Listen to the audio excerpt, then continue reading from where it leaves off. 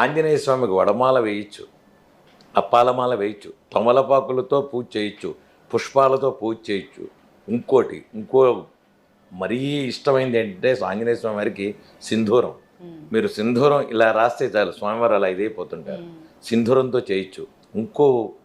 ఇంకో విషయం ఏంటంటే చాలామందికి ఈజీగా స్వామివారు మనకి అనుగ్రహించే విషయం ఏంటంటే తమలపాకు మీద అరటిపండు తొక్క తీసి దాని మీద అంత తేనె వేసి స్వామివారికి నైవేద్యం పెడితే ఎటువంటి కోరికైనా తిరుగుతుంది.